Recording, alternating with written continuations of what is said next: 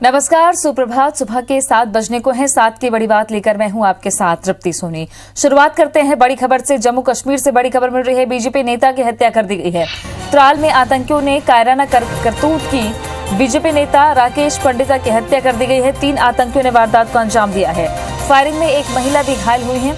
इलाके में search operation लगातार जारी है। लश्कर-ए-तैयबा ने जिम्मेदारी ली है इस पूरी घटना की। बीजेपी नेता को निशाना बनाया गया। बीजेपी नेता की हत्या की गई है। त्राल में आतंकियों की ये कायराना हरकत सामने आई।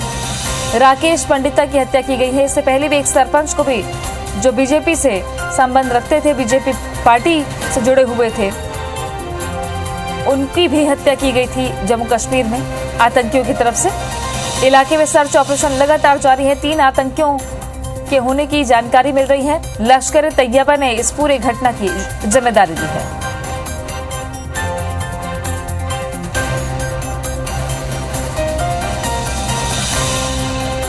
जम्मू कश्मीर में बीजेपी नेता की हत्या से हड़कंप मचा हुआ है। ये कोई पहली घटना नहीं है।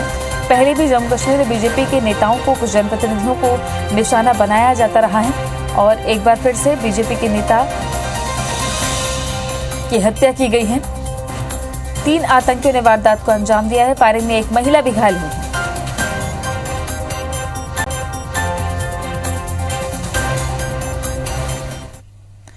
बात अब कोरोना की कर लेते हैं। मध्य प्रदेश में बीते 24 घंटे में 991 नए कोरोना मरीज मिले हैं।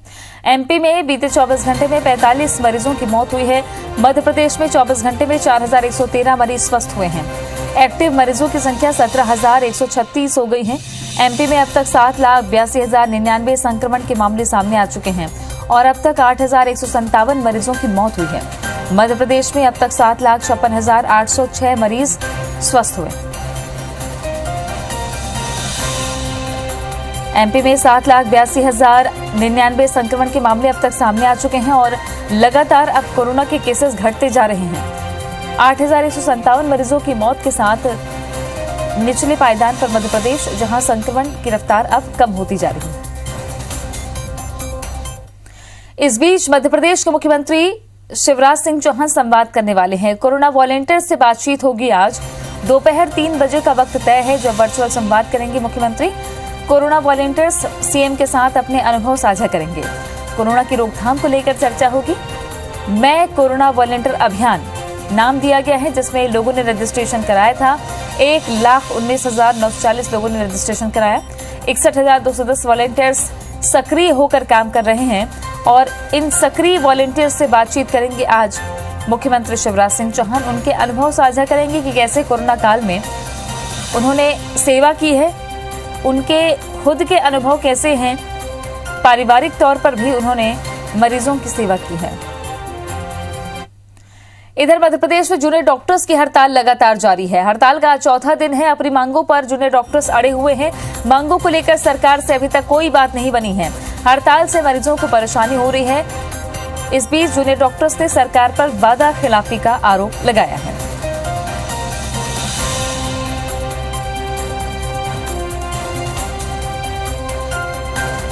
जूनियर डॉक्टर्स पूरे प्रदेश में एकजुट होकर हड़ताल कर रहे हैं। उनकी 6 सूत्री मांगे हैं, जिसको मनाने के लिए लगातार, ये कोई पहली बार नहीं है, जूनियर डॉक्टर्स अब मोर्चा संभाले हुए हैं।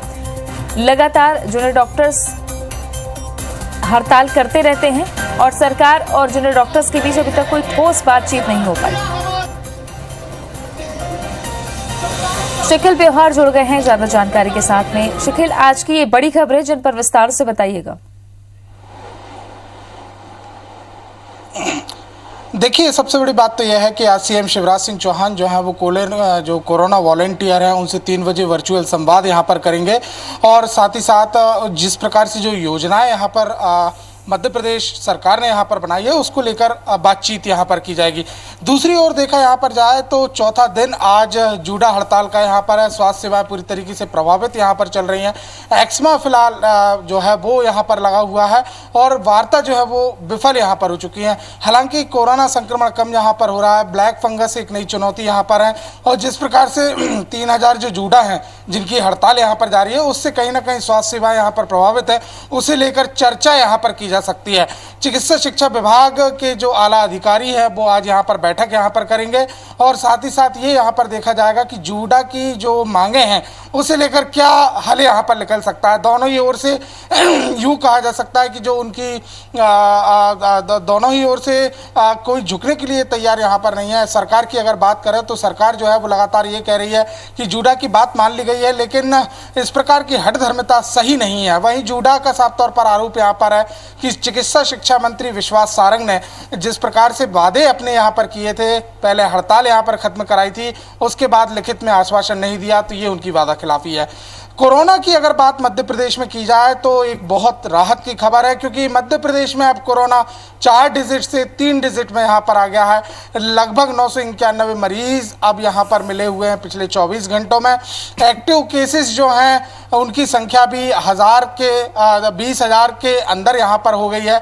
और सबसे बड़ी बात यह है कि रिकवरी जो रेट है उसमें यहाँ पर सुधार हुआ है। लगभग 96% का रिकवरी रेट यहाँ पर है और संक्रमण की दर अगर बातचीत की जाए तो 2% के अंदर संक्रमण की जो दर है वो यहाँ पर आ चुकी है। बैठकों के दौर की हम यहाँ चर्चा करें तो बैठकों के कई दौर यहाँ पर होंगे। सबसे बड़ी बैठक आज अगर यहाँ पर देखा जाए तो स्कूल शिक्षा विभाग की यहाँ पर होगी। कल रद्द यहाँ पर कर दिए गए, लेकिन 12वीं के एग्ज़ाम के बाद जो एडमिशन्स यहाँ पर होने, उसके अलावा ऑनलाइन एग्ज़ाम जो ऑनलाइन पढ़ाई में की जानी है उसकी तैयारियाँ किस प्रकार से होंगी, इसको लेकर पूरा का पूरा एक खाका यहाँ पर तैयार किया जाना है। इसके अलावा नगरीय प्रशासन में भी एक बड़ी बैठक यहाँ पर होगी, जिसमें टीएनसीपी के द्वारा जो मास्टर प्लान जो बनाए यहाँ पर जाते हैं शहरों के, लगभग 34 जिलों के जो मास्टर प्लान है वो यहाँ पर तैयार हो गए हैं। और अब छोटे जिलों की ओर की बात यहाँ पर है तो जीआईएस बेस्ड जो मास्टर प्लान है उनको बनाने के लिए यहाँ पर की जाएगी। बारिश की पूर्व तैयारियों को लेकर संभागायुक्त यहाँ पर बैठक लेंगे और इसके अलावा कोरोना की समीक्षा को लेकर चिकित्सा शिक्षा मंत्री विश्वास सारंग रात के 8 बजे अधिकारियों से चर्चा करेंगे। शुक्रिया आपका शिखर जानकारी के लिए। तो ये मध्य प्रदेश की कुछ खास खबरें हैं जिस पर दिन भर अपडेट आप तक पहुंचाएंगे। बहरहाल बात छत्तीसगढ़ की, बीते 24 घंटे में 1792 नए कोरोना मरीज मिले हैं। 24 घंटे में 40 मरीजों की मौत हुई है। 24 घंटे में 3,244 मरीज ठीक भी हुए हैं। एक्टिव मरीजों की संख्या 31,635 हो गई है और अब तक 9,75,140 संक्रमण के मामले सामने आ चुके हैं। छत्तीसगढ़ में अब तक 13,117 मरीजों की मौत कोरोना काल में हुई है। 9,30,389 मरीज स्वस्थ हुए हैं। स्टार जैन हमारे सहयोगी जुड़ गए हैं ज्यादा जानकारी के साथ में। स्टार, कोरोना के आंकड़े लगातार कम हो रहे हैं, रिकवरी रेट भी बेहतर है, मौतों का आंकड़ा भी अब थोड़ा थमता नजर आ रहा है। इसके अलावा क्या तैयारियां हैं कोरोना को लेकर और कौन सी बड़ी खबरें हैं छत्तीसगढ़ की आज?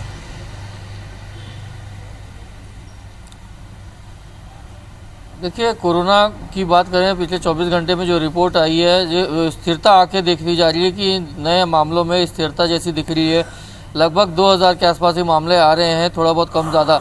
जैसे कल देखा गया तो 1800 के करीब मामले थे, मौत करीब 40 हुई है। तो ये दोनों मामले स्थिर होते दिख रहे हैं यहाँ पर। लेकिन जिस प्रकार से कहा जा रहा है खतरा अभी टला नहीं है, तीसरे वेव की आशंका है। इसी बीच तमाम तैयारियां जो की गई थी सेकेंड वेव के लिए, अब चूंकि मरीज कम हो गए इसलिए बंद कर रहे हैं, लेकिन उनको समाप्त नहीं किया जा रहा है। अस्थायी तौर पर अभी बंद किया ताकि आवश्यकता पड़ने पर तत्काल उन सेंटरों को दोबारा शुरू किया जा सके। नए मामले, ओवरऑल एक्टिव केसेस की बात करें तो वो भी आंकड़ा तेज़ी से घट रहा है। लगभग 31,000 के आसपास नए मामले, माफ़ कीजिएगा, 31,000 के आसपास टोटल एक्टिव केसेस का आंकड़ा रह गया है। तो ये आंकड़ा भी धीरे धीरे काफ़ी कम हो रहा है और इससे समझ में आता है कि छत्तीसगढ़ में कोरोना की स्थिति पहले से थोड़ी बेहतर हुई है। हालांकि खतरा अभी टला नहीं है और लोगों को ये समझना होगा कि सोशल डिस्टेंसिंग और मास्क अभी भी फॉलो अनिवार्य रूप से करना होगा। हाँ, इसके अलावा बता दूं आपको, केंद्र के 7 साल पूरे होने पर लगातार कांग्रेस जो है विपक्ष के नाते आरोप लगाते आ रही है और उनकी विफलताओं को आम जनता तक पहुंचा रही है। लगातार इस मामले में रोज़ कुछ ना कुछ बातें सामने आ रही है। पहले देखा गया था प्रदेश स्तर पर कैबिनेट स्तर के 5 मंत्री प्रेस कॉन्फ्रेंस लेके कांग्रेस के जो वरिष्ठतम नेता हैं उन्होंने बीजेपी की जो नाकामी उसको उजागर किया था, उनको सामने रखा था। साथ ही फिर अगले दिन सभी जिलों में प्रेस कॉन्फ्रेंस लेकर जिले स्तर पर सरकार को घेरने की कोशिश की गई। आज प्रदेश कांग्रेस अध्यक्ष मोहन मरकाम एक प्रेस कॉन्फ्रेंस लेंगे और अपने उसके माध्यम से वो आम जनता तक जो केंद्र की मोदी सरकार है उसकी जो विफलताएं हैं, खासकर छत्तीसगढ़ को लेकर, बस्तर को लेकर, ये तमाम चीज़ों को वो जनता के बीच में रखेंगे और इसके माध्यम से अपनी जो कांग्रेस पार्टी है वो लगातार केंद्र सरकार को जिस तरीके से घेरते आ रही है उसी को सिलसिला इसमें जारी रहेगा और अपनी बातें आम जनता तक पहुंचाने की कोशिश करेंगे। शुक्रिया आपका स्टार जानकारी के लिए। तो ये दो बड़ी खबरें छत्तीसगढ़ की, इसके अलावा लगातार अपडेट्स आपको देते रहेंगे। आगे बढ़ते हैं। एनीमिया मुक्त भारत अभियान में मध्य प्रदेश ने उत्कृष्ट प्रदर्शन करते हुए देश में पहला स्थान प्राप्त किया है। एनीमिया मुक्त वर्ष 2020-21 के इंडेक्स में मध्य प्रदेश पहले नंबर पर रहा। मुख्यमंत्री शिवराज सिंह चौहान ने एनीमिया मुक्त भारत अभियान में प्रदेश को प्रथम स्थान मिलने पर संबंधित विभाग के अधिकारी कर्मचारियों को बधाई और शुभकामनाएं दी हैं। बता दें कि साल 2019-20 में भी मध्य प्रदेश अव्वल रहा। साल 2020-21 में एनीमिया मुक्त भारत स्कोर कार्ड में मध्य प्रदेश को मिली प्रथम रैंक में 64.1% वैल्यू आंकी गई है, जो पूरे देश में सबसे ज्यादा है।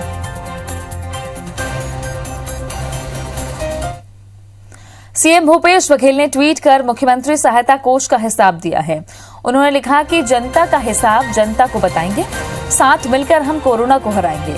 सीएम ने बताया कि सीएम सहायता कोष में मार्च 2020 से मई 2021 तक 86 करोड़ 45 लाख रुपए जमा हुए। इसमें से कोरोना के लिए जिलों को 77 करोड़ 51 लाख रुपए वितरित किए गए। वहीं सीएम सहायता कोष के बचत खाते में अभी 10 करोड़ 97 लाख रुपए बाकी हैं, जबकि सावधि खाते में 47 करोड़ 59 लाख रुपए बाकी हैं।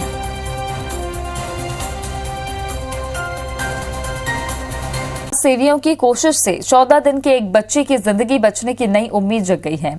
एम्ब्रॉयडरी का काम करने वाले अशोक पटेल की बच्ची दिल की गंभीर बीमारी समेत 13 बीमारियों से पीड़ित है। बच्ची के हार्ट के 2 वाल्व पूरी तरह नहीं बन पाए हैं, जिसके लिए उसे सर्जरी के अलावा अत्याधुनिक इलाज की जरूरत है। कोरोना में बेरोजगार हो चुके पिता के लिए बच्ची का इलाज जबलपुर में संभव नहीं था। किसी मेट्रो सिटी के बड़े अस्पताल में भर्ती कराना जरूरी था। ऐसे में शहर के समाज सेवियों ने एक मुहिम चलाई। मुंबई के एक निजी अस्पताल में बात करके बच्ची के इलाज की व्यवस्था कराई। बच्ची और उसके माता पिता को मुंबई भिजवाने के लिए ट्रेन की कुछ बर्थ को एम्बुलेंस में तब्दील कर दिया गया। 2 डॉक्टर्स और पैरामेडिकल स्टाफ के साथ बच्ची और उसके परिजनों को ऑक्सीजन सिलेंडर्स के साथ ट्रेन से मुंबई भेजा गया। समाज सेवी श्वेता सिंह ठाकुर भी बच्ची और उसके माता पिता के साथ गरीब रथ ट्रेन से मुंबई के लिए रवाना हुई। बच्चे को हार्ट में प्रॉब्लम थी, उसको हार्ट ना डेवलप नहीं हुआ था, उसके चैम्बर छोटे हैं और नसें भी थोड़ी जो ब्लड सर्कुलेशन वाली हैं तो उनमें थोड़ी प्रॉब्लम है और कुछ उलझी हुई है। तो उसी के लिए ये श्वेता ठाकुर की वजह से मतलब इनने हमारी इतनी हेल्प की। मैं बहुत परेशान थी, मेरा कोई रास्ता भी नहीं खुल रहा था, लेकिन इनने हमारी इतनी हेल्प की है कि थ्रू आज हम वहाँ अपने बच्चे को मुंबई में नारायण संस्था में लेके जा रहे हैं। कोरोना की दवा ढूंढने के लिए दुनिया भर के वैज्ञानिक माथापच्ची कर रहे हैं, लेकिन अंधविश्वास की लैब में कोरोना की दवा बनाई जा चुकी है। मामला मध्य प्रदेश के राजगढ़ जिले के चाटूखेड़ा गांव का है, जहां गांव की 2 महिलाओं ने अपने शरीर में दैविक शक्तियों का वास होना बताया। फिर वो कोरोना को खत्म करने के लिए जल का प्रसाद के रूप में वितरण करने लगी। अफवाह के जोर पकड़ते ही कोरोना का जल लेने आसपास के इलाके से लोगों का हुजूम उमड़ पड़ा। संक्रमण के इस दौर में लोग बिना मास्क लगाए ही जल लेने दौड़ पड़े। इस दौरान कोरोना गाइडलाइन की जमकर धज्जियां उड़ाई गई। पुलिस प्रशासन को जैसे ही मामले की जानकारी मिली, खुजनेर टीआई खुद मौके पर पहुंचे और अंधविश्वास फैलाने के जुर्म में 4 लोगों के खिलाफ एफआईआर दर्ज की। कोरोना से मुक्ति की ये युक्ति कहीं कोरोना के रूप में परिवर्तन न हो जाए। IBC 24 की अपने दर्शकों से अपील है कि ऐसे अंधविश्वास से आप दूर रहें, वैक्सीन जरूर लगवाएं और मास्क का उपयोग करें। कोई जल बचाव नहीं करने वाला है। अंतर तो पड़ेगा इसको। पड़ेगा। अच्छा। दिल्ली में लाठी वाला माता जी ने बताई थी तो पड़ गया था फर्क। अच्छा, अंदर पड़ा। तो ये तो एक वायरस है, इसमें देवता कैसे क्या चलेगा सिस्टम? देवी शक्ति है वो गांव में जो है कहते हैं माता जी आ रही। तो इस तरह के लोगों में कहा गया था कि अगर गांव में किसी को बुखार है या त्वचा की कोई अन्य बीमारी है तो वो ठीक हो जाती है और चेचा के शरीर में निशान पड़ते हैं। तो उस तरह के कार्यक्रम को लेकर ये कार्यक्रम आयोजन किया गया था। वजह जो भी रही हो, कार्यक्रम जो भी रहा हो, कुल मिलाकर कोरोना गाइडलाइन का उल्लंघन हुआ है। उसके लिए जो है उनके विरुद्ध सख्त कार्रवाई की जा रही है। एफआईआर दर्ज किया है। अमेरिका के पूर्व राष्ट्रपति डोनाल्ड ट्रंप ने जिन दवाइयों के सहारे कोरोना को मात दी, वो दवाइयां ग्वालियर के जयरोग्य अस्पताल में मौजूद हैं। 1 हफ्ते से अधिक समय बीत चुका है, लेकिन वो दवाइयां किसी भी मरीज को नहीं दी जा सकी हैं। दरअसल जिन मापदंडों पर ये दवाई मरीजों को दी जानी है, उस पर भर्ती मरीज खरे ही नहीं उतर रहे। इस कारण अब तक ये दवाई एक भी कोविड मरीज को नहीं दी जा सकी। इस दवा के प्रयोग के लिए गाइडलाइन तय है। ये दवा माइल्ड और मॉडरेट मरीज के उपचार में उपयोग की जा सकती है। दरअसल डोनाल्ड ट्रंप को एंटीबॉडी कॉकटेल दवा दी गई थी। ये ऐसी एंटीबॉडी का मिश्रण है जो किसी भी वायरस पर एक जैसा असर करता है। वो मोनोक्लोनल एंटीबॉडी है, उसको लगाने के जो क्राइटेरिया है वो फिक्स है और उसको लेके हमने विभागाध्यक्ष मेडिसिन की अध्यक्षता में एक कमेटी बना दी। वही कमेटी जो क्राइटेरिया है उस तरीके के मरीजों को छांटेगी और जो इंडिकेशन है उसके अनुसार उसका इस्तेमाल करेगी। ऐसा निर्देश हमने उनको दे दिया। बस्तर की महिला पर्वतारोही नैना धाकड़ माउंट एवरेस्ट फतह करने के दौरान बीमार हो गई, लेकिन इस बीच छत्तीसगढ़ की ही याशी जैन की सतर्कता से उनकी जान बचा ली गई। 1 जून को याशी जैन को यह मालूम चला कि तय समय पर नैना धाकड़ अपना एक्सपीडिशन पूरा कर टॉप पर नहीं पहुंची है। पता करने पर मालूम चला कि लगातार कठिन चढ़ाई की वजह से नैना की तबीयत खराब हो गई है और वो वापस आने की स्थिति में नहीं है। इसके बाद नैना ने छत्तीसगढ़ के ही 2 और पर्वतारोहियों से संपर्क साधा और जिला प्रशासन बस्तर को भी इस बात की जानकारी दी गई। जिला प्रशासन बस्तर ने नेपाल एम्बेसी में बात कर तुरंत ही नैना को मदद पहुंचाई। प्रशिक्षित शेरपांग की मदद से जल्द ही नैना को माउंट एवरेस्ट से वापस लाया जा रहा है। छत्तीसगढ़ की ही याशी जैन की सतर्कता ने नैना को सुरक्षित बाहर आने में मदद की। बस्तर से माउंट एवरेस्ट पर चढ़ाई करने वाली नैना पहली महिला पर्वतारोही है।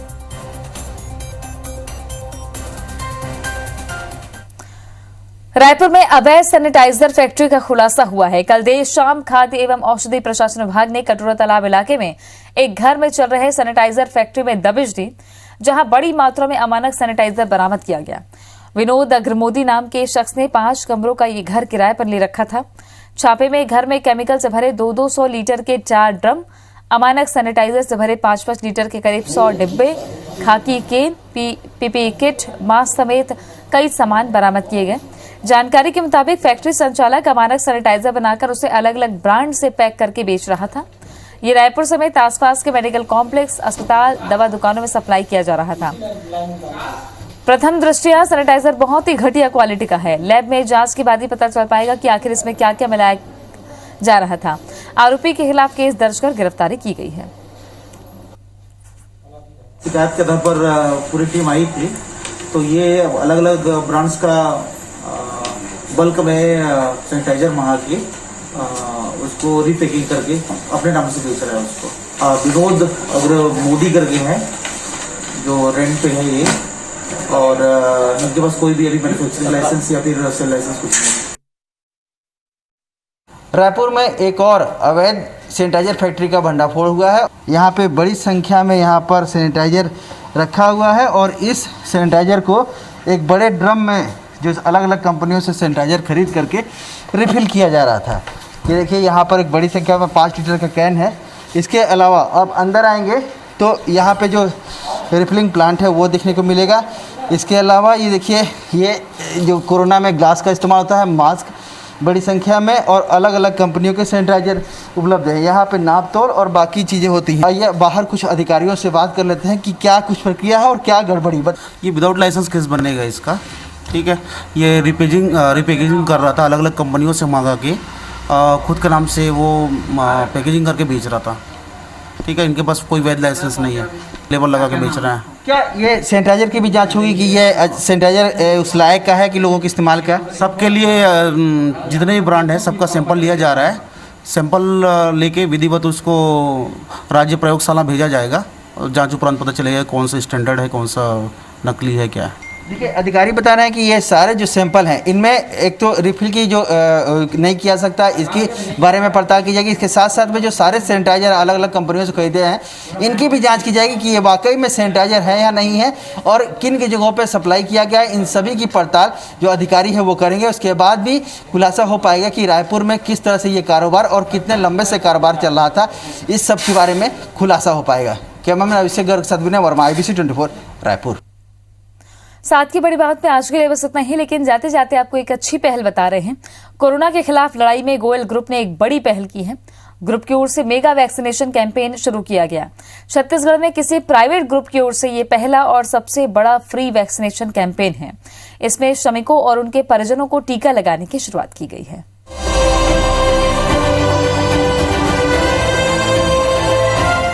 बजरंग पावर और इस्पात लिमिटेड बूढ़झरा में कार्यक्रम की शुरुआत विधायक सत्यनारायण शर्मा ने की। उन्होंने ही पहला वैक्सीन लगाए जाने के बाद सर्टिफिकेट भी दिया। कोरोना की 12,000 वैक्सीन मंगवाकर गोयल ग्रुप ने ये पहल की है, जिसमें सुदूर आदिवासी अंचल के कामगारों और उनके परिवार वालों को टीका लगाया जा रहा है। विधायक सत्यनारायण शर्मा ने कहा कि गोयल ग्रुप एक संयुक्त परिवार का बेहद अच्छा उदाहरण है, जिसमें सभी की बेहतरी का ख्याल रखा जाता है। साथ ही उन्होंने कहा कि दूसरे ग्रुप भी ऐसी पहल करें। और गोयल ग्रुप ऑफ कंपनीज ने अनेकों बार ऐसे उदाहरण पेश किए गए हैं, ऐसे कार्य किए जिससे जन सामान्य को लाभ मिला है, चाहे फायर ब्रिगेड को दान दे करके, चाहे एम्बुलेंस हो, चाहे मजदूरों के लिए और सारी सुविधाएं जुटाने का हो, और सबसे अद्वितीय कार्य जो रहा है आज टीकाकरण अभियान। 12,000 डोज अपने स्रोतों से बुलवा करके अपने सभी श्रमिक, अपने उपक्रम में काम करने वाले भाइयों को और उनके परिवार को जो दिलाने का अभियान किया है, ये सर्वश्रेष्ठ अभियान है। कोरोना के खिलाफ इस लड़ाई में गोयल ग्रुप शुरुआत से ही जुटा हुआ है। ऑक्सीजन कंसंट्रेटर और ऑक्सीजन सिलेंडर से लेकर मास्क और ऑक्सीमीटर तक हर सुविधा पहुंचाकर महामारी और ऑक्सीमीटर तक हर सुविधा पहुंचाकर महामारी के खिलाफ इस जंग में कंधे से कंधा मिलाकर काम किया है। गोयल ग्रुप के चेयरमैन सुरेश गोयल ने कहा है कि सभी की सेवा करना उद्देश्य है। इसके लिए हम सभी हमेशा अपने श्रमिकों के साथ हैं और आगे भी रहेंगे। गोयल ग्रुप ऑफ कंपनी जिन मूल्यों को लेकर चलता है उसमें सर्वोपरि है जन कल्याण। जन कल्याण की एक छोटी सी कोशिश हम करने जा रहे हैं। इस संकट काल में अपनी पूरी शिद्दत और साहस के साथ इस क्षेत्र का नेतृत्व किया है और इस वैश्विक महामारी को मात देने में कोई कसर बाकी नहीं है। एक उद्योग समूह के रूप में हमारी भी ये जिम्मेदारी है कि हम सरकार के साथ कदम से कदम मिलाकर चलें और जो अल्प सहयोग हमारे संसाधनों से होता है वो जरूर करें। मन में आत्मा में संतोष रहेगा, हमने भी जीवन में आकर कुछ किया, यही हमारा उद्देश्य था। गोयल ग्रुप द्वारा जो ये टीका, एक टीका जिंदगी का 2021 की इस अवसर पर एक औद्योगिक समूह के रूप में हम प्रदेश का सबसे बड़ा टीकाकरण कार्यक्रम शुरू कर रहे हैं।